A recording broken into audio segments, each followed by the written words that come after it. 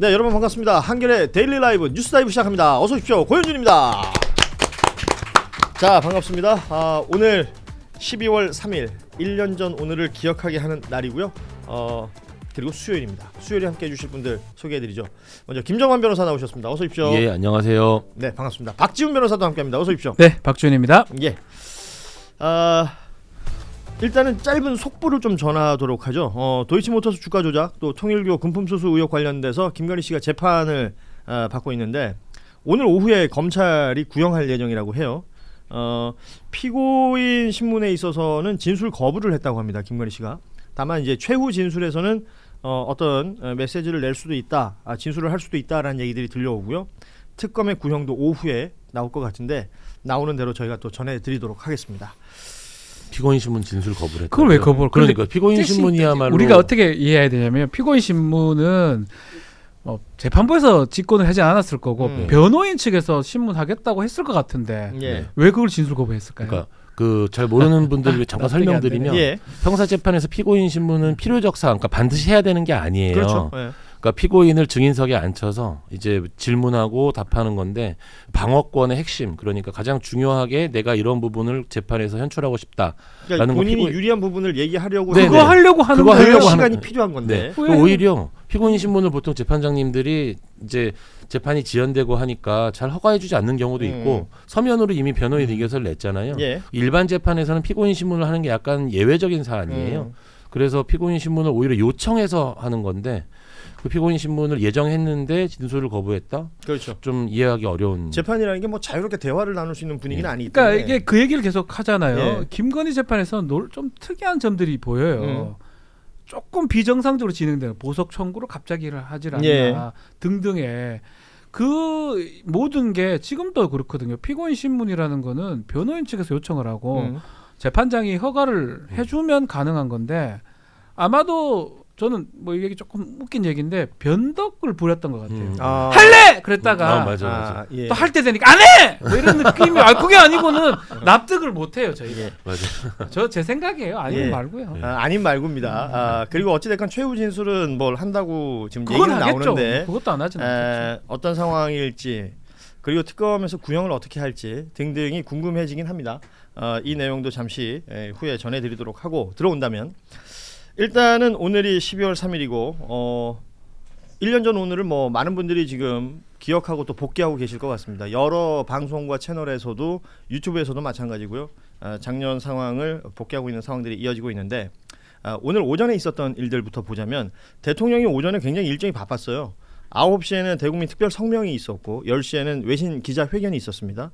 그리고 12시에 오부요인과 함께 점심 먹었고 저녁 7시가 되면 시민대행진 이건 시민단체가 진행을 하는 것인데 여기에 대통령이 참여를 한다. 이건 국회 앞에서 있을 행사인데 그렇게 예정이 돼 있다라는 것까지 알려지고 있습니다.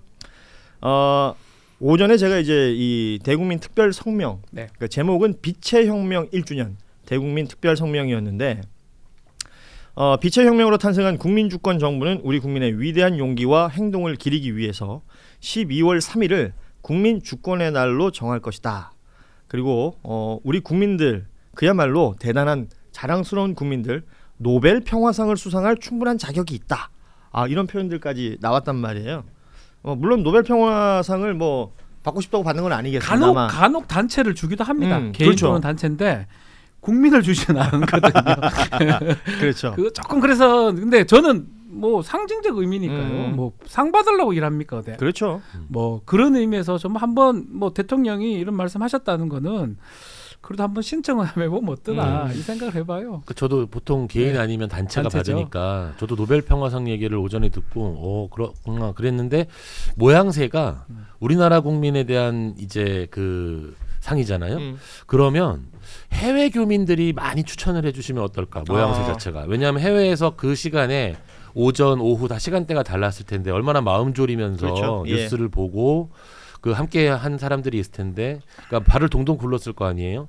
그런데 국회로 뛰어간 많은 시민들을 또 보았을 거고 그러한 모습들을 그 보면서 대한민국 아직 그 국민들이 지켜주고 있구나 이런 것들에 대해서 많은 해외 교민들은 오히려 이렇게 나서주면 모양새는 참 괜찮겠다 생각은 해봤어요. 대통령 말 중에 이제 그 세계 시민들이 K 민주주의에 대해서 굉장히 모범 사례로 볼 것이고 역사에 남을 것이다라는 확신을 가진다 이런 표현을 했던 부분이 인상적이었는데 이걸 이제 가까이서 보신 분이 방금 도착해 주셨습니다. 취재 편의점 우리 장윤선 정치 전문 기자 나오셨습니다. 어서 오십시오. 아이고, 늦었습니다. 죄송합니다. 아이 별 말씀입니다. 바쁘시죠 오늘? 좀 많네요. 매우 일이. 매우 바쁜 날. 네. 자 오늘이 12월 3일이다 보니까 뭐 많은 분들이 그 같은 장면 자료 화면 많이들 보셨을 텐데 저희도 좀 준비를 해놨는데요. 저희 이야기 나누는 사이에 영상을 좀 중간중간에 넣어주시면 좋을 것 같습니다.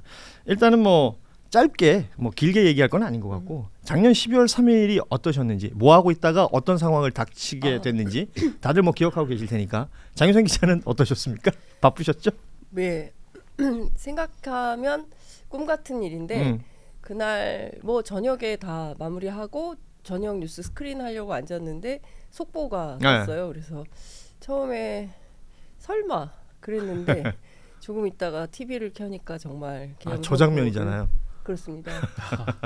바로 양말을 신고 나오려는데 이제 저희 애들이 꼭 가야 되냐. 네. 걱정되니까. 근데 얘네들은 뭐 법도 모르고 아무것도 모르잖아요. 근데 그냥 막연하게 뭔가 변고가 생겼다라는 느낌과 엄마가 지금 집을 나가면 돌아올 수 있을까에 대한 어떤 그런 그 느낌 같은 게 있었나 봐요. 네. 그래서 안 가면 안 되냐고 했지만 그래도 집에서 잡혀갈 수는 없지 않을까라는 생각이 좀 들었고 그리고 저는 국회에 오기 어려울 거라고 생각했어요. 예. 그래서 서강대교를 넘기 전에 이제 저희는 80년대를 대학에서 보냈기 때문에 이미 경찰이 다 또 군인이 다 장악을 했을 것이다. 근데 너무 평온한 거예요. 그래서 서강대교에서는 다리는 못 넘게 할 거다. 거기서 아마도 군인이 불신검문을 할 거다. 예. 이렇게 생각을 했는데 또 없더라고요. 그렇죠. 그래서 서강대교를 빠르게 넘었는데 시민들이 먼저 계셨어요. 그러니까 장윤선 기자보다도 먼저 도착한 시민들이 있으셨다. 네. 그래서 그때부터 이제 라이브를 시작해서 밤을 샜죠. 그 영상 많은 분들이 보셨을 거고. 예. 김종환 변호사는 뭐 하셨어요? 저 그날 사무실에 있었어요. 예. 사무실에 있었는데 그 다른 약속이 그러니까 저희 동기들이 모이는 자리가 있었는데 그 약속을 못 가고 일 때문에 사무실에 있다 굉장히 투덜거리고 있는 상황이었는데 갑자기 계엄이 터진다 그래가지고 제일 먼저 그 가까운 그 기자인 친구랑 이야기를 하고 있었는데 몰랐다는 거예요. 대형 언론사인데 부장도 모르고 국장도 모르고 계엄인 줄 몰랐대요. 예. 그래서 이거 그 정도 언론사에서 계엄인 걸 미리 몰랐을 정도면 국무회의를 안 했을 것 같다. 그래서 이제 국무회의를 이제 그 빠르게 좀 그 검토하는데 좀 약간 도움을 준 거에 좀 자랑스러움을 느끼고 빠르게 있고. 이제 법률적 검토를 예, 해주셨던 거예요. 이제 예. 바로 이제 왜냐하면 계엄 학교에서 헌법을 가르치니까 그 다음에는 너무 무서웠어요. 그래서 제일 먼저 한 일은 가족하고 전화해서 일단 집 밖에 나오지 마라. 저는 나오지 말라 그랬어요. 오히려 무서우니까. 그리고 제 학생들 이제 수업을 듣는 학생들 단체 카톡방이 있거든요. 예. 거기에다가 계엄 사실을 알리고 학생 여러분들 절대로 안전에 유의하게 바란다. 자꾸 이제 나쁜 생각이 떠오르니까 그래서 알린 다음에 멍한 상태에서 이제 포고령이 떴는데 포고령은 제가 보니까 계엄이 위헌인 건 너무 명확한데 예. 이 계엄이 위헌인 거를 밝히는 데는 시간이 오래 걸리겠지만 포고령은 딱 뜨자마자 이게 위헌이겠더라고요. 포고령 위헌 헌법소원 청구서를 쓰기 시작했습니다. 그날 바로. 대단하시네. 대단하시네. 보자마자 바로 진짜. 당일날. 그래서 뭐 우리 그 뒷이야기이긴 합니다만 우리 김종환 변호사가 그 나라 구한 변호사로 이제 대단하시네. 한동안 또 이 그렇죠. 헌법을 해석하고 또 위헌 청구 소송을 하면서 그게 이제 자연스럽게 이어졌던 거잖아요. 대통령 탄핵 이후까지도. 아마도 많은 분들이 그래서 김종환 변호사를 더 기억하실 거고. 보험친구닷컴 광고를 시작합니다. 이 보험친구닷컴. 부담되는 보험료 알듯말듯한 보장. 내 보험 바로 알고 싶을 때 그럴 때는 검색창에 보험친구닷컴을 검색하시기 바랍니다. 아니면 1844-0585로 전화를 하셔도 좋습니다. 이미 가입한 보험의 경우에는 뭐가 문제인지 또 내가 가입한 보험에 어떤 장단점이 있는지 보험친구가 무료로 상담해 드립니다. 암보험, 종신보험, 실손보험처럼 누구나 다 아는 보험부터 화재보험, 배상책임보험, 운전자보험까지 모두 상담이 가능한 보험친구닷컴. 검색창에 보험친구닷컴 혹은 화면에 지금 보이는 QR코드를 이용하시거나 전화 1844-0585 어디든 연락 주셔도 이 보험친구라는 여러분의 든든한 친구를 만나게 되실 겁니다. 박준 변호사는 저는 사건 반장 마치고 집에 도착하자마자 터진 거예요. 그래서 저는 그때 친구한테 전화를 친구가 이동형 작가예요. 야, 맞냐? 예. 맞아 이러더라고. 어떡하냐 가자 이러는데 저는 그때 검색을 해보고 전 집이 좀 멀어서 그렇죠. 판교 쪽이라서 이동을 못 하고 그때 같이 방송했던 친구들은 다 MC 장원이나 오창석이나 다 갔던 것 같아요. 저는 못 가고 발을 동동동 굴리고 있었는데 사실은 제가 그때 다 뉴스토마토 진행을 했었는데 뉴스토마토에 아침에. 전화가 예. 왔어요. 다음 날 방송 하나 많아. 그리고 뉴스토마토의 주요 기자들이 없어졌다. 그런 얘기를 하더라고요. 너도 없어져야 되는 거 아니냐고. 내가 왜 없어지냐 이런 얘기를 예. 하면서 아침에 하자라고 하고 밤을 새웠어요. 예. 세우고 저도 마찬가지로 포고령을 봤었는데 저는 이제 공교롭게 법무관 할 때 제가 작전법 교관 같은 걸 했었거든요. 전쟁 관련된 거. 그러니까 제가 만들었거나 제가 하여튼 편람 계엄 실무 편람 걸 작업을 했던 기억이 나는데 그 포고령 거의 유사했어요. 놀랐어요. 너무 옛날 내가 거라. 내가 그냥 대충 적었던 게 아. 그대로 이렇게 하나 이렇게 적어놨던 걸 보면서 저게 그대로 쓰네. 음. 나중에 알고 보니까 진짜로 옛날 걸 갖고 와서 그렇죠. 바뀌랬더라고요. 예. 옛날 걸 갖고 와서 더 나쁘게 만들어. 예. 그렇지. 예. 그래서 제가 딱 얼핏 봤을 때도 이거 내가 했던 거랑 비슷한데라고 했는데 실제로 나중에 알아보니까 거기서 뭐 전공이라든지 몇 개를 넣었더라고요. 자칫 잘못했으면 이거 계엄의 원흉이 될 뻔했네요. 아니 근데 그건 제가 만든 게 아니고 계속 그 이제 군 법무관 그렇죠. 그 장교들이 계속 말 그걸 그대로 만드는 거죠. 일종의 교보제였던 거 왜냐면 아니에요? 계엄이 터지면 군사법원을 민간법원 역할을 하니까 그렇죠. 그게 필요하거든요. 네. 그러니까 그거를 만드는 건데 그거가 튀어나와 있길래 야 이거 진짜인데? 이런 생각이 들었고 무서웠었습니다. 진짜. 계엄의 역사와 관련된 거를 작업을 하셨었네요. 네, 우리나라 제가 계엄이 성공한 역사가 없다라는 거를 정확히 이제 알고 있다면 공부하신 사실은- 분들은 다 알죠. 예. 예. 지금 우리 뭐 장윤생 기자도 얘기해 주셨고 그 상황을 보자마자 진짜 뭔가 앞뒤 안 가리고 국회 앞으로 뛰어가셨던 시민들이 진짜 많았습니다. 그 화면에 보시는 것처럼 저게 12월 3일 밤 상황인데 저분들이 뭐 누가 나오라 그래서 나온 분들이 아니에요. 네, 맞아요. 다 스스로가 나오신 분들이고 뭐 보시다시피 그 요즘 날씨 추운 날씨였고 밤이었고 그 자정이 가까웠던 시간. 이게 지금 헬기가 떴던 시간이에요. 밤 11시가 그때 넘으면서 가장 그랬었고. 무서웠어요. 진짜구나 그렇죠. 이거. 네. 그 군인들이 저렇게 완전 군장을 근데 하고 여의도 국회대로에 제가 그때 있었는데 예. 헬기 소리가 엄청나게 그렇죠. 컸어요. 예. 예. 방송으로만 그리고 보신 계속 분들도 연이어서 전해졌으니까. 왔어요. 예. 예. 곧 카카오톡이 끊길 거라는 어떤 계속되는 불안감. 그렇지. 예, 예. 그런 게 다양한 있었고. 불안한 환경들 속에서 시민들이 직접 저렇게 자리를 메웠었고 뭐 보시는 것처럼 그 장갑차 앞에 그러니까 맨몸으로 엄청난 이렇게 장면이에요. 막아섰던 시민들의 모습을 우리 다 기억하고 있습니다. 그래서 이 1년이 지난 오늘이 또 한 번 생각하게 되고 각별한 어떤 느낌이 들기도 하고 그런 것인데 뭐 그 이후 상황들을 보자면 1년이 지났는데 아직도라는 생각도 좀 들고요. 제가 뭐 저는 하는 일이 뉴스 보고 뉴스 전해드리는 일이다 보니까 오늘 아침에 그 주요 일간지들을 쭉 보는데요. 신문들마다 기가 막히더라고요. 그러니까요. 오늘을 다루는 방법이 일단은 뭐 우리 흔히 말하는 조중동 같은 경우에 동아일보는 관련된 사설 하나를 안 썼습니다. 네. 조선일보는 제목이 윤석열에 대한 단죄는 불가피한데 민주당도 헌법 지켜라예요. 뭔가 지금 벌어지고 있는 민주당의 이 주도의 어떤 장면들의 불편한 기색 양비론으로 가는 그렇죠. 거예요. 그리고 그러니까 말하자면 내란은 아직 끝나지 않았다라는 그 정서의 논조가 있는가 하면 반대로 통합으로 가자. 네. 그러니까 중앙일보. 통합으로 가자라는 말은 대충 하고 적당히 끝내자. 그만하고 민생 봉합 통합. 중앙일보 제목은 통합과 재건이 진정한 내란 극복. 한국일보는 과잉 대응은 안 된다. 서울신문 사법부의 이 사법 관련된 것은 재판부에 맡기고 미진한 수사는 국수본에 맡기면 된다. 2차 특검이나 내란 전담 재판부에 대한 비판의 어떤 의지를 담았고요. 다만 이제 일간지 중에서는 경향신문이 내란은 아직 끝나지 않았다라는 글이 있었고 한겨레는 지금 제가 한겨레 오늘자 신문을 들고 있는데 일면에 다른 장면이 아니라 이 응원봉을 들고 있는 아이를 실었습니다. 그러면서 내란의 단죄라는 건 적당히 끝내서는 안 되는 일이다. 그렇죠. 종합 특검 2차 종합 특검이죠. 그리고 내란 전담 재판부 그리고 헌법수포 TF 등 최대한의 수단을 강구해야 한다라는 게 한겨레의 오늘 논조였습니다. 그 내란과 관련된 통합은 이미 우리 역사에서 교훈이 있잖아요. 통합을 외치면서 그 1980년에 계엄을 선포하고 내란 과정을 진행을 했던 전두환 노태우 씨에 대해서 우리가 그 통합을 외치면서 사면을 통해 가지고 그 나중에 이후에 어떻게 진행되는지 봤잖아요. 그분들이 반성을 했습니까? 아니면은 뭐 정말로 죽을 때까지 반성하지 않았어요. 죽을 때까지 반성하지 않았죠. 죽을 때까지. 네네네. 그래서 뭐 흔히들 하는 말로 자연사하게 둬서 너무나 그 단죄의 역사가 만들어지지 않아서 네. 너무나 한이 된다라는 부분도 그러니까요. 있습니다. 네. 항상 이런 일이 일어나면 반대하거나 이걸 막는 사람들은 있을 수밖에 없습니다. 예. 그 행위를 했거나 동조했던 인간들이 있기 때문에 그때 약해지면 안 될 것 같아요. 그래서 오늘 이재명 대통령의 그 성명에서의 여러 표현들이 인상적인 게 네. 많았던 것 같습니다. 그 정의로운 통합은 필수다. 대통령이란 자리는 어느 정파를 대표해서 후보로 나와 당선되긴 했으나 당선되는 순간부터 온 국민의 대통령이고 통합이라는 것은 가장 중요한 가치라고 생각한다. 라는 얘기를 하면서 이 통합과 봉합은 다르다. 다르죠. 그렇죠. 여러 차례 뭐 강조했던 말 중에 하나입니다.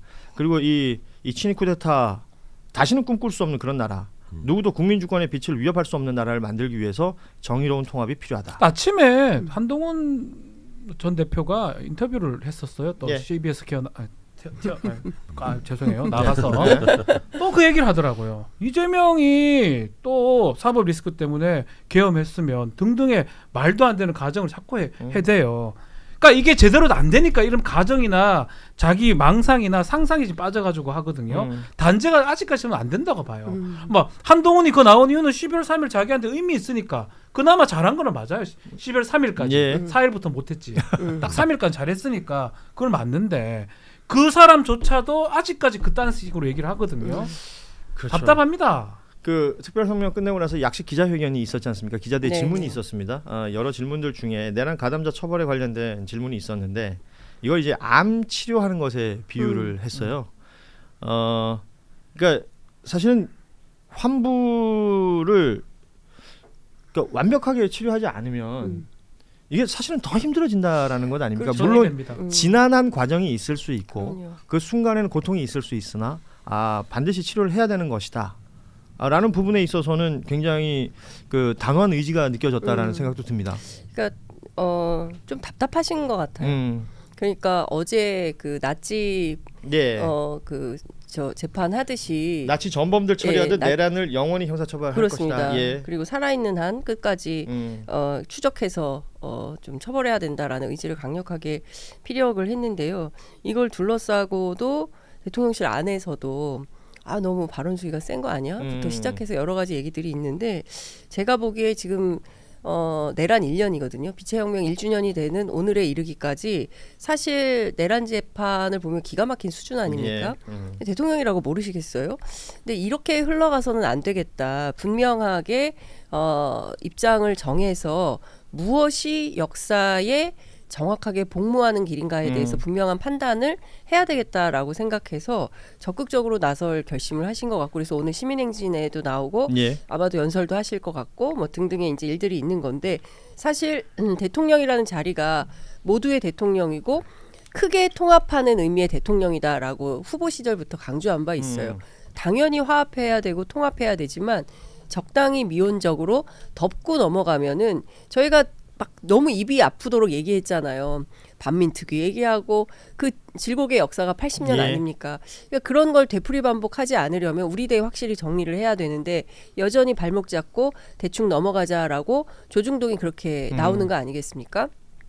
이러는 한 확실한 해법은 없다. 이런 판단을 하는 것 같습니다. 자, 이런 메시지들이 있었고 오부 요인들하고 점심까지 먹고 외신 기자들하고 그 전에 이제 기자회견도 있었고 뭐 다양한 이야기들 오갔던 오늘의 대통령 일정이 있었고 저녁에 말씀하신 것처럼 시민 대행진에 또 참석을 한다고 합니다. 이 관련된 이야기는 이렇게 얘기를 대통령 일정은 마무리할 수 있을 것 같은데 보험친구닷컴 광고를 시작합니다. 이 보험친구닷컴 부담되는 보험료 알듯말듯한 보장 내 보험 바로 알고 싶을 때 그럴 때는 검색창에 보험친구닷컴을 검색하시기 바랍니다. 아니면 1844-0585로 전화를 하셔도 좋습니다.